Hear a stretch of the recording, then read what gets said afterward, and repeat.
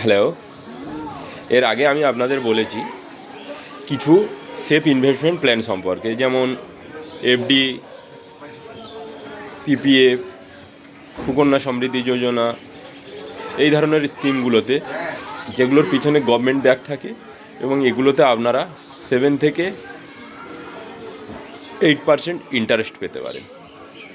কিন্তু আমাদের যে দ্রব্যমূল্যের ইনফ্লেশন, ওখানে দেখা গেছে প্রায় প্রতি বছর 7% ইনফ্লেশন হচ্ছে, জিনিসের দাম বাড়ছে।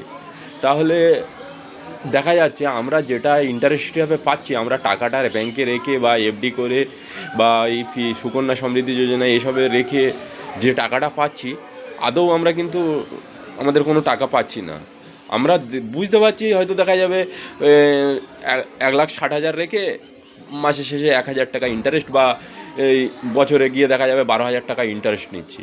কিন্তু ওভারঅল আপনার টাকার ভ্যালুটাই ওই 8 থেকে 10,000 টাকা কমে যাচ্ছে। তা সেইটা আপনার ইন্টারেস্ট হিসাবে আপনি সংখ্যায় হয়তো টাকাটা বেড়ে যাচ্ছে, কিন্তু আপনার যখন ওই টাকার যে জিনিসটা কিনতে যাবেন, 1 বছর আগে 1,00,000 টাকায় যে জিনিসটা কিনতে পারতেন, হয়তো দেখা যাবে 1,10,000 থেকে 1,15,000 টাকা সেই জিনিসটার ভ্যালু হয়ে গিয়েছে। তাহলে আপনাকে ওভারঅল দেখা যাবে আপনার লসই হচ্ছে, লাভ হচ্ছে না। সুতরাং আপনার কোনো টাকা বাড়েনি, কিন্তু আপনি সংখ্যায় ভাবছেন বেড়ে গেছে, টাকার কাউন্ট বেড়ে গেছে, তাই আপনি ভাবছেন বেড়েছে, কিন্তু আদৌ বাড়েনি।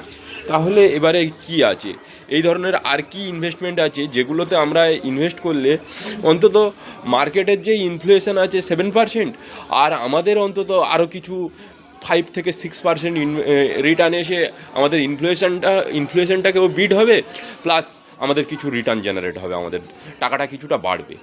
এই ধরনের ইনভেস্টমেন্ট প্ল্যান বলতে আপনারা অনেকে শেয়ার মার্কেট করেন, স্টকে ডাইরেক্ট ইনভেস্ট করেন।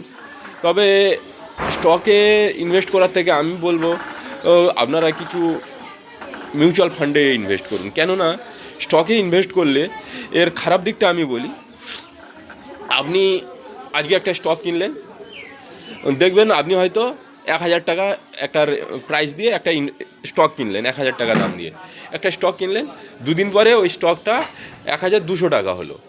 আপনি ওটাতে যে হোল্ড করবেন না ওটাতে ওই দামে ছেড়ে দেবেন, সেটা আপনি যেহেতু মানে শেয়ার মার্কেট বিশেষজ্ঞ নয়, সুতরাং আপনি ডিসিশন নিতে পারবেন না। আপনি হয়তো 200 টাকায় ছেড়ে দিলেন, মানে 1,100 টাকায় কিনেছেন, 1,200 টাকায় ছেড়ে দিলেন।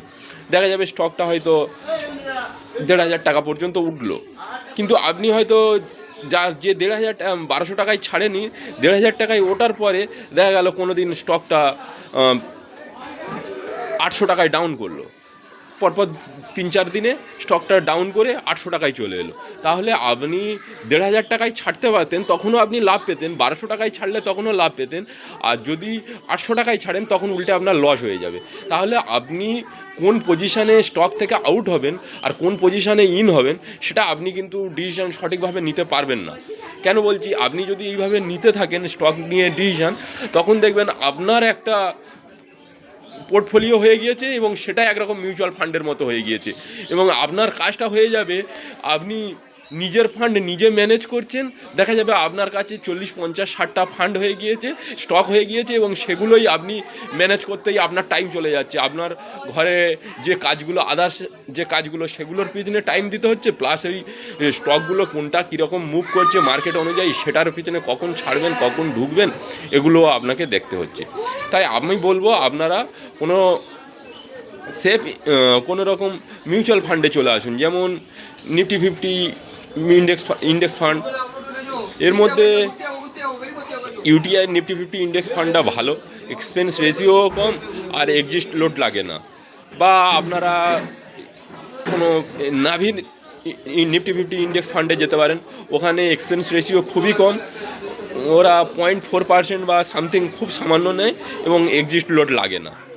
এবং এই যে ইন্ডেক্স ফান্ডগুলো আছে, এগুলোর ওভারঅল রিটার্ন দেখা গেছে 12% থেকে 13%-এর মধ্যে 10 ইয়ারে এদের রিটার্ন ওঠানামা করে। যেখানে আপনি 7% একটা এফডিতে পাচ্ছিলেন বা 8% সুকন্যা সমৃদ্ধি যোজনাতে পাচ্ছিলেন, এগুলোতে দেখা যাবে কিন্তু আপনার ওই যে রিটার্নটা হয় 7% বা 8%, এগুলোতে ট্যাক্স ফ্রি রিটার্ন হয়। আর তবে মিউচুয়াল ফান্ডে আপনার ট্যাক্স লাগে। কিন্তু যারা ট্যাক্সের ভয় পাচ্ছেন তারা আগে ভাববেন, আপনি যে ট্যাক্স দেবেন, ট্যাক্স দেওয়ার পরেও যদি টাকাটা আপনি বেশি পান, তাহলে আপনি কেন মিউচুয়াল ফান্ডে ইনভেস্ট করবেন না, বা আপনি শেয়ার মার্কেট কেন করবেন না? যারা ইনকাম করে টাকাটাকে বেশি রিটার্ন চান, তাদের এগুলোতে আসা উচিত। এবং যাদের হাতে লং টাইম আছে, ধরুন আপনি 8 বছর, 10 বছর, 15 বছর এই ধরনের টাইম নিয়ে ইনভেস্ট করতে আসছেন, মার্কেটে টাকা লাগাতে আসছেন, তারা মিউচুয়াল ফান্ডে চলে আসুন। কিন্তু যারা 1 বছর 2 বছরের জন্য আসছেন, তাদের আমি বলবো আপনারা এফডিতে বা সুকন্যা সমৃদ্ধি যোজনা বা পিপিএফ তো 15 বছরের, তা 15 বছরের জন্য যদি আপনি 1000 টাকা করেও লাগান, 7% ইন্টারেস্ট পাবেন ট্যাক্স ফ্রি, 7.1% দেয় ট্যাক্স ফ্রি। তা আপনি 15 বছর ওখানে না লাগিয়ে আপনি কোনো ফ্লেক্সি ক্যাপ বা ইন্ডেক্স ফান্ড বা কোনো মিড ক্যাপ ফান্ডে যদিও 15 বছর লাগান, আপনি দেখা যাবে overall mid cap fund 18% return দেয়, 18 থেকে 19% রিটার্ন দেয়। আমি সেখানে 12% রিটার্ন ধরার কথা বলছি। তাও যদি ধরেন, দেখা যাবে ওভারঅল আপনার ট্যাক্স দেওয়ার পরেও আপনি যদি 1000 টাকা করে ইনভেস্ট করেন 15 বছর, ওখানে দেখা যাবে ওদের থেকেও আপনি 10 লাখ টাকা বেশি রিটার্ন পেয়ে গিয়েছেন। তা আপনার সেই হিসাবে আমি বলবো আপনাদের মিউচুয়াল ফান্ডে আসার ভালো হবে। আর যদি মনে করেন যে না, আমরা সেফ ইনভেস্টমেন্ট করতে চান, তাহলে এফডি বা ওগুলোতে আপনারা প্রেফার করতে পারেন। ধন্যবাদ।